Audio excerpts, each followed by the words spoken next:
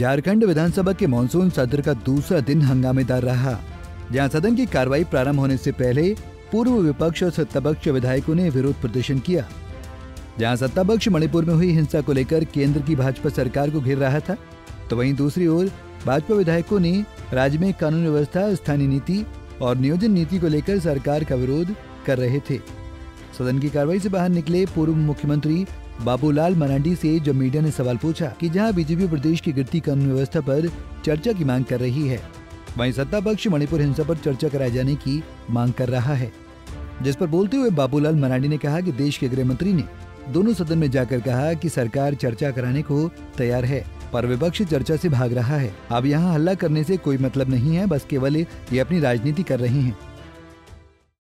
पक्ष को लग रहा है कि मणिपुर पे चर्चा होना चाहिए, आपको लग रहा है कि नहीं सुभाष मुंडा और जो गिरिडीह और यहाँ वहाँ घटनाएं घट रही है उस पे होना चाहिए। दोनों की तनातनी में हो रहा है कि कोई मुद्दा नहीं होता। देखिए, सबसे पहली बात तो ये है, मणिपुर का मामला है जिसे पार्लियामेंट में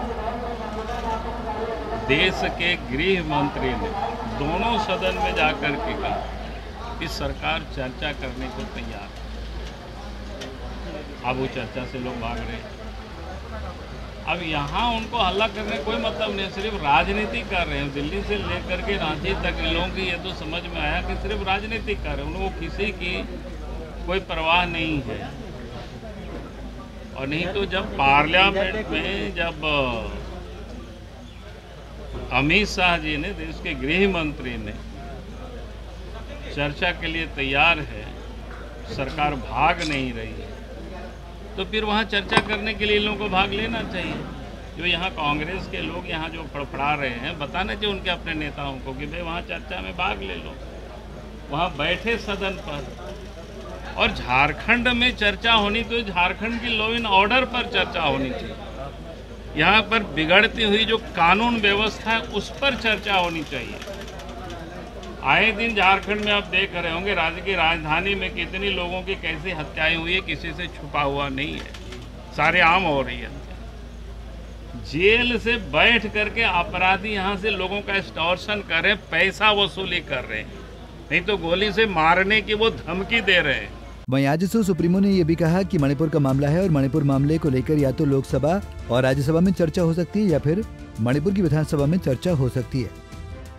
नहीं, सिविल वार पर अगर या कोई विषय है मणिपुर का, तो मणिपुर विधानसभा के अंदर बहस हो या फिर देश के दोनों पटल पर बहस हो, उसके लिए झारखंड पटल चुना जाना उचित नहीं है। झारखंड अपने आप में, झारखंड के जो लॉ एंड ऑर्डर की स्थिति है उसके लिए झारखंड है। आप आओ यहाँ के सारे सब्जेक्ट पे आके खुद जवाब दो।